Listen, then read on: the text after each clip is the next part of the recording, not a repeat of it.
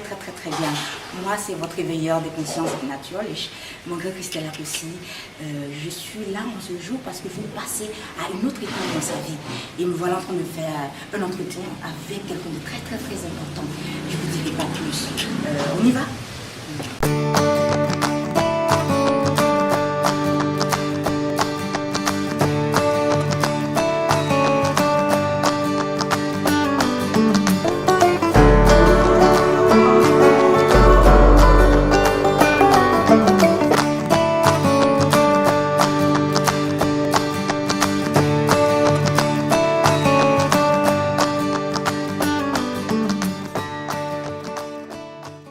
Bonjour, bienvenue sur Conscience Nouvelle. Je suis encore votre éveilleur de conscience, Mancré Christelle Akossi, la fondatrice de ce formidable projet Conscience Nouvelle. Lorsque je le dis, je me réjouis à chaque fois que c'est véritablement un formidable projet.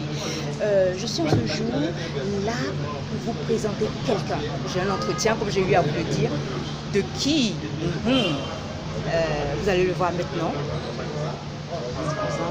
Oui. Bonjour, bonjour. Maxime Victor. Enchanté. Donc, merci pour l'invitation, Christelle. C'est très apprécié.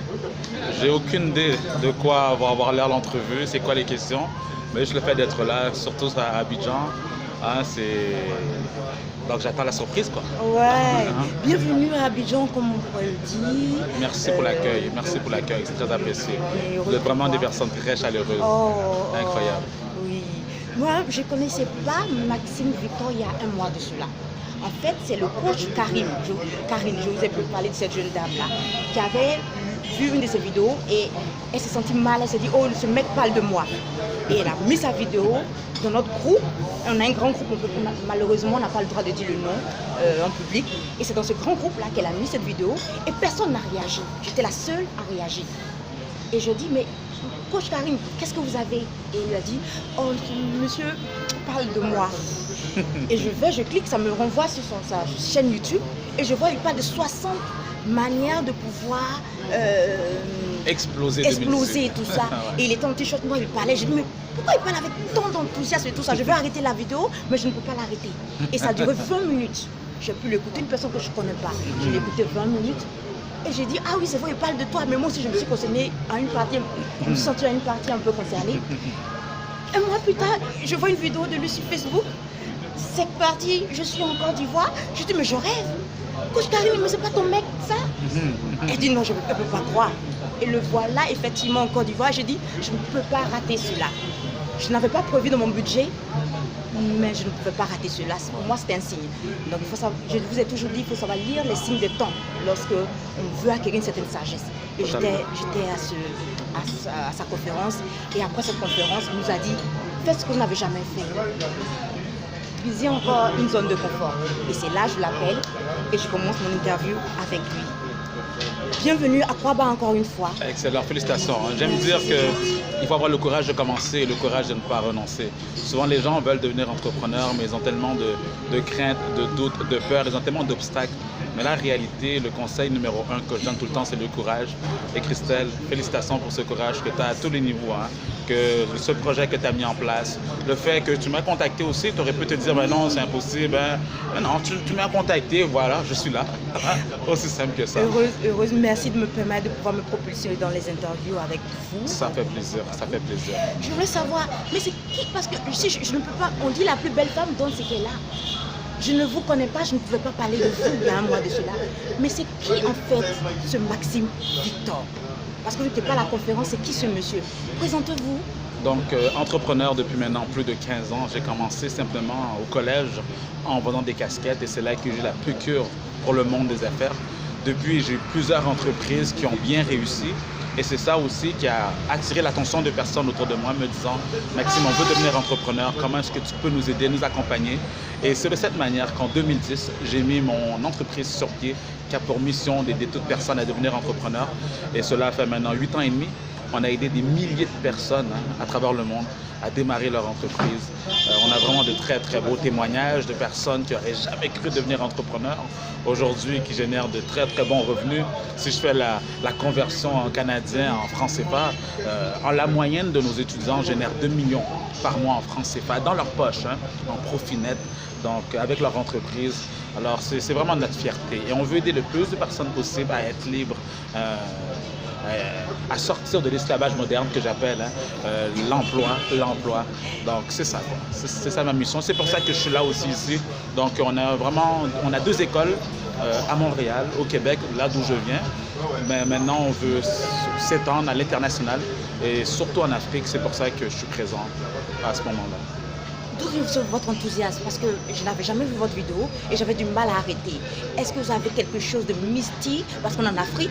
En effet. Oui, donc qu'est-ce que vous avez? Pourquoi je me suis accrochée? Moi, ce qui m'a retenu, c'est cette façon de dire, mais il est heureux, pourquoi? Pourquoi il parle avec joie? D'où vient votre enthousiasme? L'enthousiasme, je vais me dire que ça vient tout d'abord de la passion. Je crois qu'il faut vraiment aimer ce que l'on fait. Mais la passion seule aussi, ce n'est pas assez pour devenir entrepreneur. Parce que souvent, on dit aux gens, trouve une passion et bâtis une entreprise autour de ça. Mais ce n'est pas assez. Maintenant aussi, il faut les bonnes stratégies pour se lancer. Donc oui, mon enthousiasme, mon énergie vient du fait que je suis extrêmement passionné de ce que je fais. Je me réveille le matin et c'est moi qui décide de mes journées.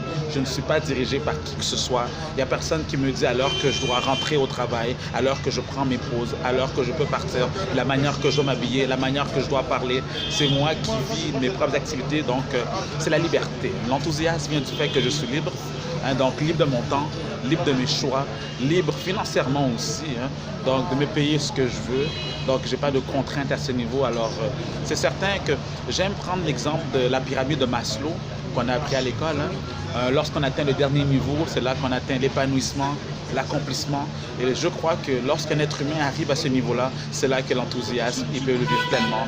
Et c'est mon cas présentement. Et je veux faire vivre cet enthousiasme au plus de personnes possible. Waouh. Vous êtes venu ici en Côte d'Ivoire, vous ne connaissez pas l'Afrique. En apparence, on peut croire que vous êtes un Africain, mais vous n'êtes pas un Africain, vous êtes un Canadien. Et avant d'être un Canadien, vous avez des origines noires, mais pas africaines. Non. Vous êtes haïtien, comme je viens de le dire. En effet. Pourquoi l'Afrique?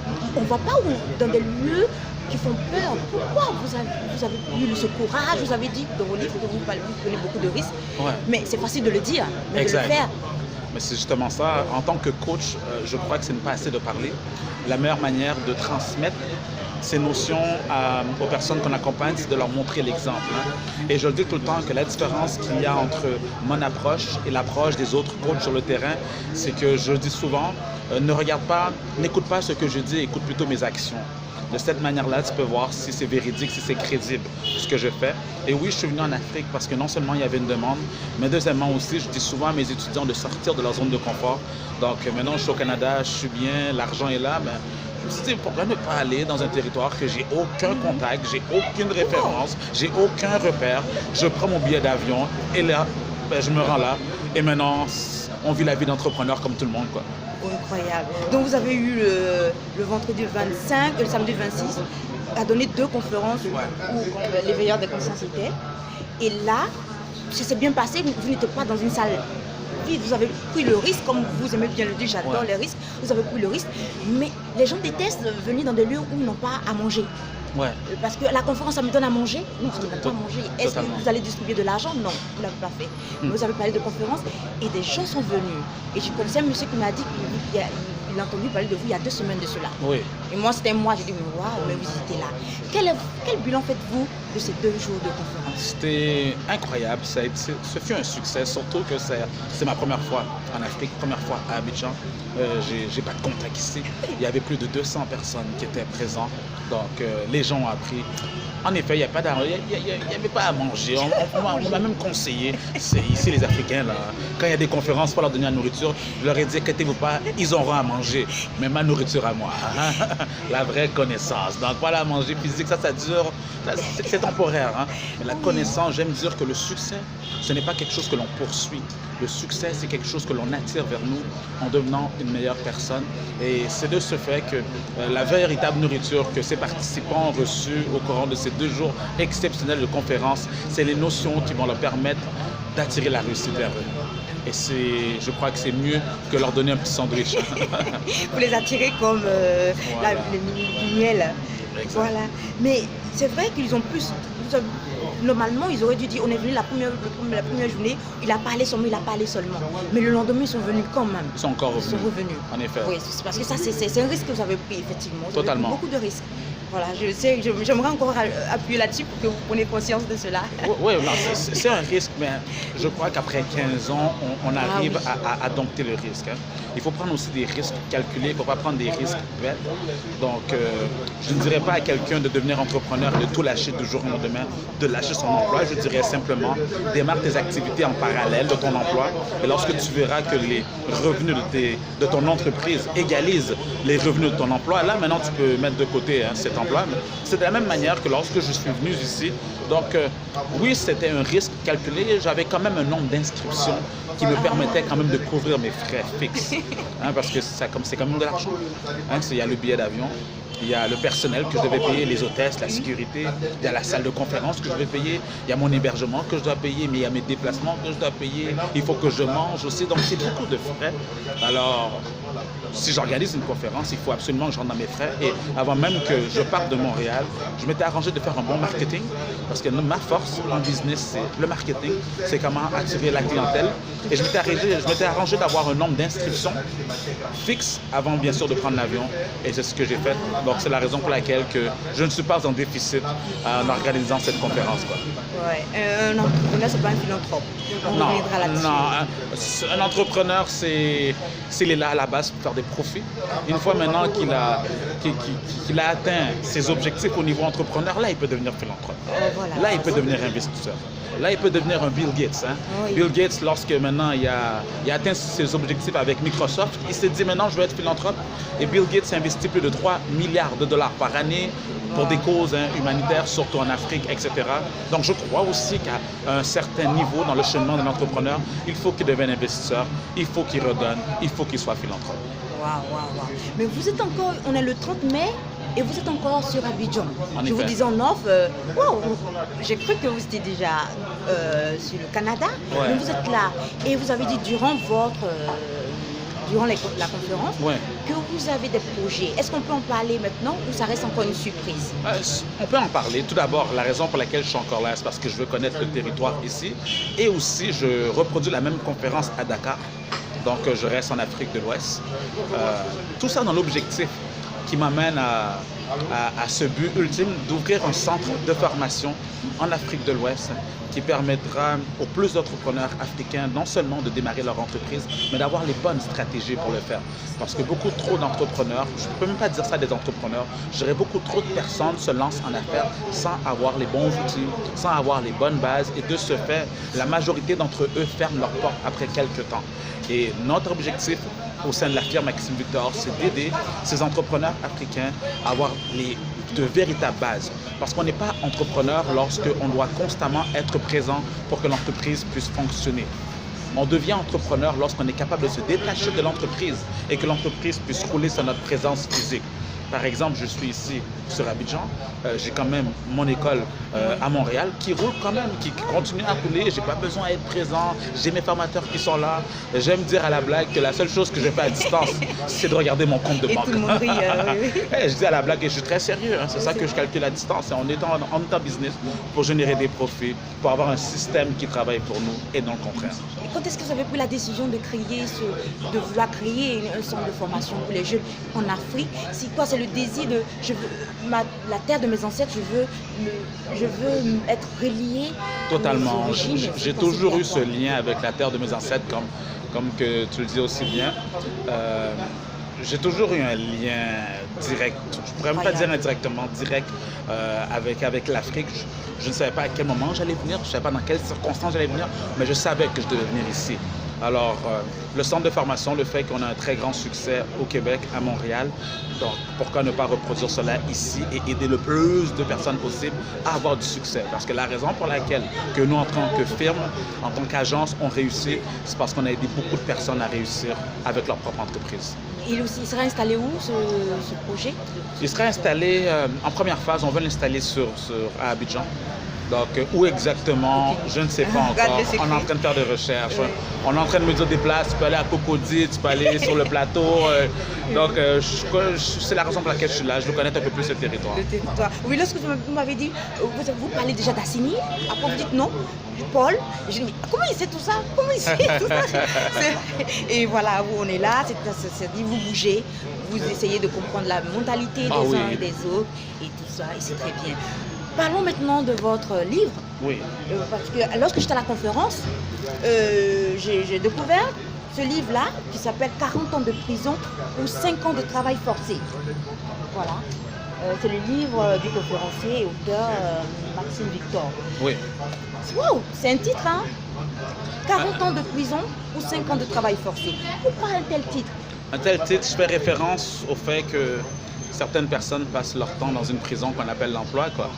Donc, comment sortir de là et être libre, hein? À vrai dire, le titre m'a été inspiré, le titre de ce titre m'a été inspiré lorsque j'étais à un barbecue. Il y a deux personnes qui parlaient et il y en a un qui disait « Moi, il me reste 8 ans et je veux sortir de là. » J'avais pas trop compris, c'est lorsque l'autre a répliqué « Ah, mais t'es chanceux, moi, c'est le 18 avril 2043. » Là, je me suis approché, mais il arrive quoi en 2043, à la fin du monde? Et c'est là qu'il me dit « Non, c'est le jour que j'ai le droit de prendre ma retraite. » Je leur ai dit « Attends, on vous donne à la date votre date de retraite. » Et ça m'a rappelé le jour que je regardais un documentaire dans les prisons. Il y a des prisonniers qui étaient en train de calculer le nombre restant de leur peine. Et moi, il me reste 8 ans. Moi, c'est en 2043, je sors de là. Donc finalement, les prisonniers et les employés, ils ont le même langage. Alors ce que je conseille aux gens, c'est de sortir de cet esclavage moderne qu'on appelle l'emploi. Que ce n'est pas nécessairement mauvais. Et je ne crois pas non plus que tout le monde peut être entrepreneur. Parce que pour avoir une certaine stabilité dans notre système, dans notre société, il faut des employés. Toutefois, les personnes que je pousse vers l'entrepreneuriat, ce sont des employés qui ne se plaisent plus à leur emploi. Eux, maintenant, je les pousse à se lancer.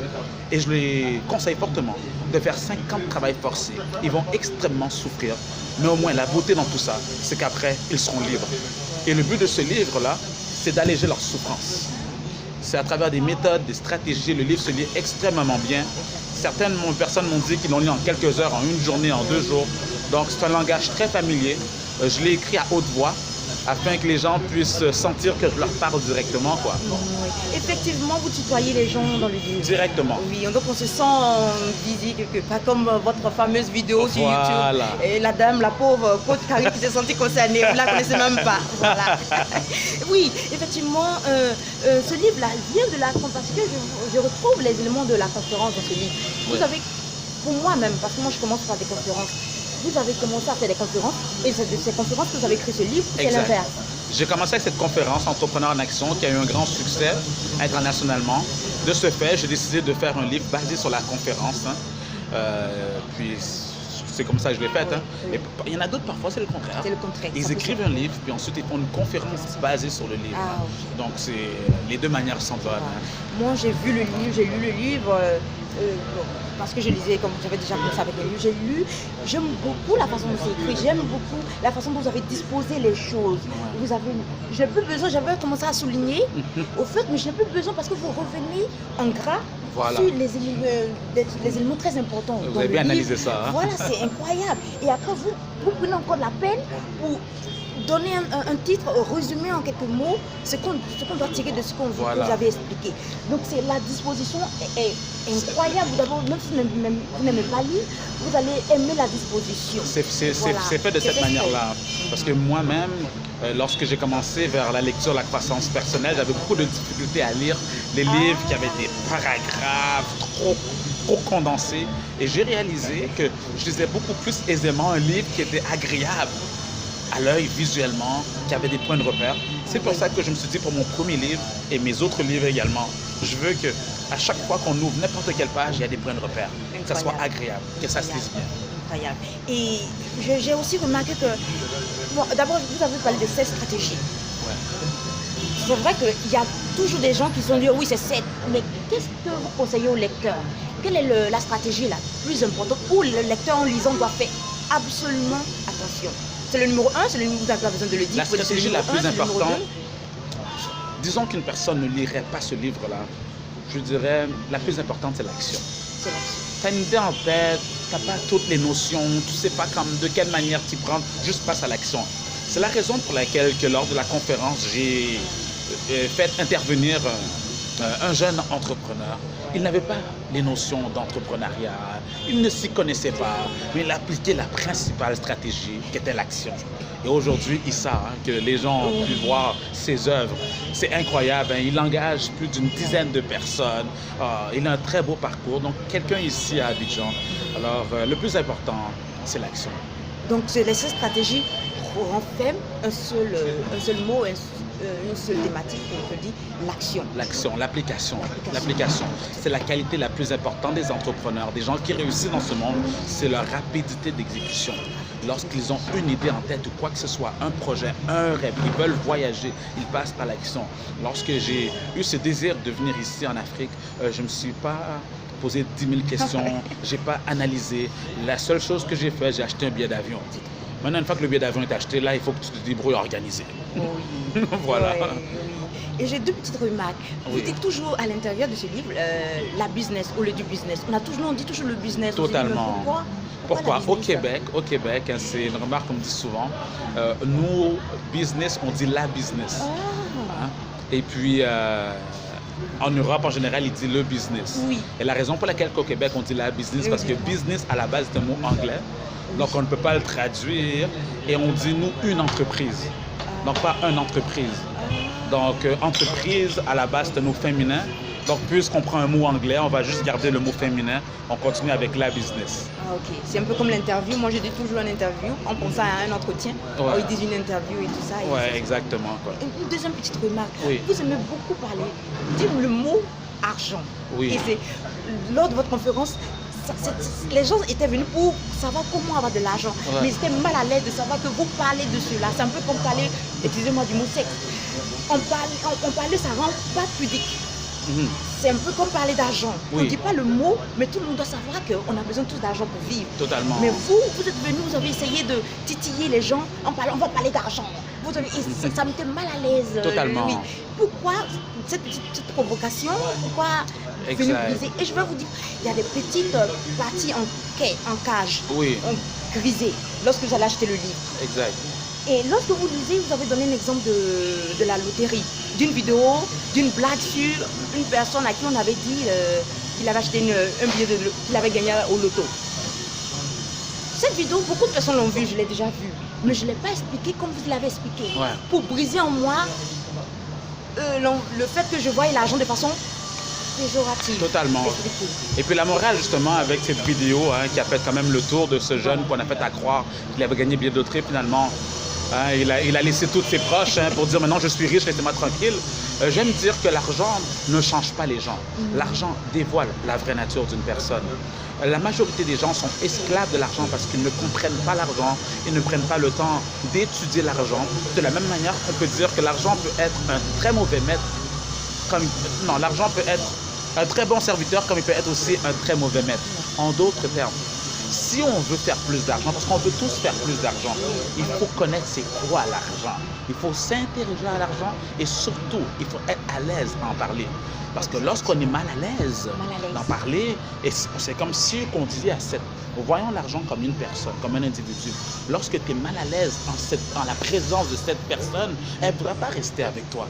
Mais lorsque tu es à l'aise à l'accueillir, lorsque tu es bien dans sa présence, lorsque tu parles en bien d'elle, même cette personne-là se dit j'aime ça être avec Christelle, parce que quand je suis avec Christelle, elle me met à l'aise. Quand je suis avec Christelle, elle me donne de bons compliments, elle me met bien. Mais maintenant, quand je suis avec un tel, il parle mal de moi, il nomme jamais mon nom, et il est tout le temps en train d'essayer de me camoufler. Pourtant, il voudrait bien que je reste là, mais il me le démontre pas. Alors moi, maintenant, je vais aller voir quelqu'un qui peut me le démontrer concrètement, l'appréciation qu'elle a envers moi.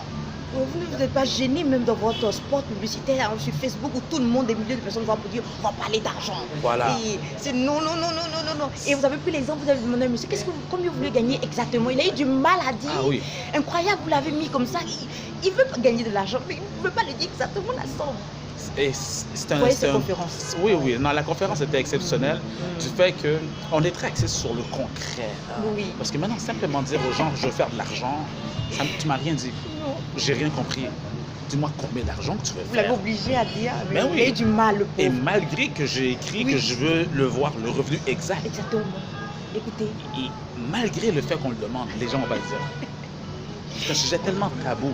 Mais à partir du moment, Christelle, qu'une personne commence à être à l'aise de parler d'argent, l'argent va venir tout seul. Regardez cette présentation à l'exemple de billets de loterie. Dans le livre, la façon dont il a amené cet exemple doit vous expliquer et briser en vous cette façon de se gêner lorsqu'on parle d'argent. C'est incroyable. Lisez cela, lisez le livre et passez par mon lien d'affiliation naturellement. Donc voilà, je vais avoir l'avant-dernière question. On est en Afrique. Ouais. À vos conférences, on n'a pas senti le côté... vous n'avez pas parlé de Dieu. Pourquoi vous vous gênez de dire le mot de... J'ai vécu aussi en Europe, j'ai passé des années à vivre en Europe. On ne parle pas de Dieu, mais vous, quelle est votre foi? Ça vous gêne de parler de foi, mais pourquoi on n'a pas senti Dieu en vous? Parce que Dieu est déjà en vous. J'aime dire que oui, en Afrique, il y a Dieu partout. Hein. Merci, Dieu est grand. Dieu merci, Dieu est grand sur les voitures, les taxis, tu parles à quelqu'un, oui, Dieu merci, grâce à Dieu. Donc, je ne vais pas vous apporter quelque chose que vous avez déjà. Mon objectif était de compléter ce que vous n'avez pas. Pourquoi vous répétez ce que vous avez déjà? Oui, mais on connaît déjà, oui, etc.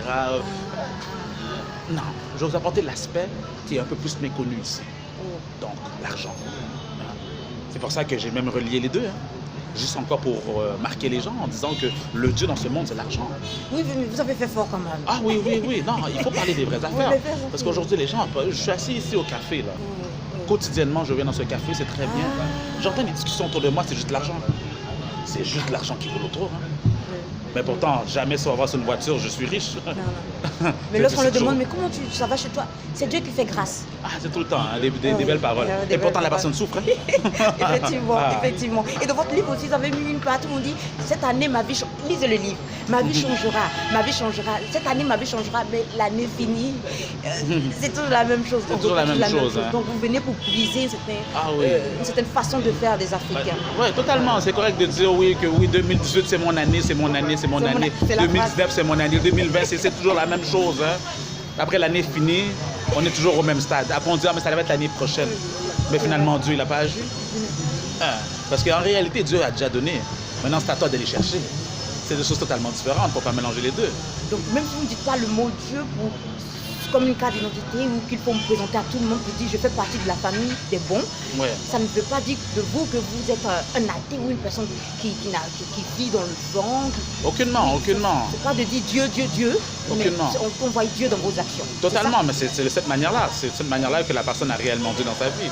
C'est concrètement qu'on le voit, c'est pas en parole. Incroyable. La toute dernière question. Vous avez déjà énoncé le nom de ce fameux Issa. Vous êtes venu, vous êtes même pas rendu compte, parce que j'ai filmé quelques bouts de votre conférence, quelques d'une 2-3 minutes et tout ça, de faire un vlog. Vous vous êtes même pas rendu compte, vous avez passé votre temps à parler c'est un monsieur, c'est un jeune homme, Issa.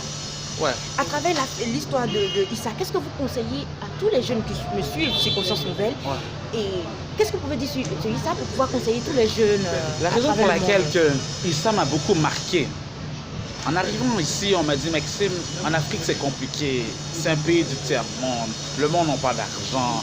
Le pays, c'est pas aussi facile qu'au Canada. J'ai tellement entendu de choses. Et j'ai à peine mis mes pieds ici, je tombe sur un jeune homme qui a perdu ses parents. Il n'a pas de frères et sœurs. Il n'avait pas d'argent. Il avait le strict minimum, absolument rien. Il a décidé de mettre une entreprise sur pied, mais surtout réussir en tant qu'entrepreneur. Non, je ne sais pas que j'ai eu même une confrontation mentale. Je me suis dit, mais j'ai tellement entendu d'histoires sur l'Afrique. Et j'arrive, la première personne que je croise en tant qu'entrepreneur, c'est quelqu'un qui contredit tout ce que j'ai entendu. C'est là que j'ai compris que les gens se donnent des excuses ici. J'ai compris le plus grand défaut des Africains, avec mon analyse externe. Bien sûr. Ce sont des victimes. Éternelles victimes. Et je dirais que le plus grand défaut de là où je viens des Québécois, ce sont des paresseux. Parce que le fait qu'ils ont tout, c'est relatif, il faut quand même travailler. Ils sont quand même bien, ils sont paresseux. Mais ici, c'est des victimes. Et quand tu rencontres quelqu'un comme Issa qui se dit non, moi je ne serai pas victime, je vais réussir. Et il a réussi. C'est là que tu te dis, arrêtez-moi avec vos histoires qui sont nées en Afrique, c'est le pays du tiers-monde. Non, arrêtez-moi avec ça. Parce qu'il y a d'autres personnes, juste avec leurs pensées, ils se sont dit non, moi ça ne sera pas mon cas. Parce que j'ai toujours dit, puis on répète souvent, que nos pensées créent notre environnement. Hein? Il y a des phrases telles qui disent que nos pensées dictent nos paroles dictent nos actions dictent notre destinée. Donc tout commence dans les pensées. Et pour maintenant reprogrammer nos pensées, c'est important maintenant de lire des livres. C'est important de participer à des conférences. C'est important d'être avec des personnes qui pensent différemment. Et c'est de cette manière que non seulement nos pensées vont totalement changer, et c'est comme ça qu'on crée notre destinée. Dommage, je n'avais pas pu lire ce livre, être à la conférence, mais le livre ne ratez pas. Je vais mettre le lien sur, lorsque l'interview sortira, je mettrai le lien affilié. Si vous êtes non, je ne peux pas attendre, allez-y directement sur Amazon, prenez cela.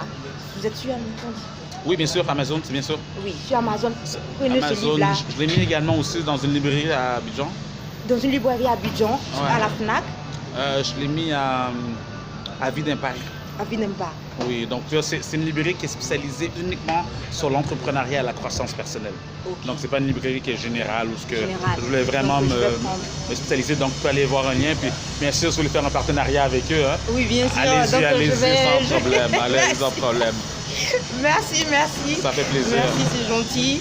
Je vais mettre le lien que je viens de dire pour ceux qui sont sur Abidjan. Et ne ratez pas l'occasion d'apprendre. Ne ratez pas l'occasion d'apprendre. Je voulais dire merci à Maxime Victor, que je viens de connaître il y a seulement que mois de cela. Mais c'est comme si je le suivais il y a une éternité. Je vous remercie de vous être prêté à ce jeu questions-réponses. Ça fait plaisir. Je vous remercie. Et rentrez bien. Bon retour sur le Canada. Merci. C'était mon gars Christella Pessi de Conscience Nouvelle. On se revoit pour une autre interview, comme il a dit. Bisous, je vous aime. N'oubliez surtout pas que je vous aime. Bisous. Ciao.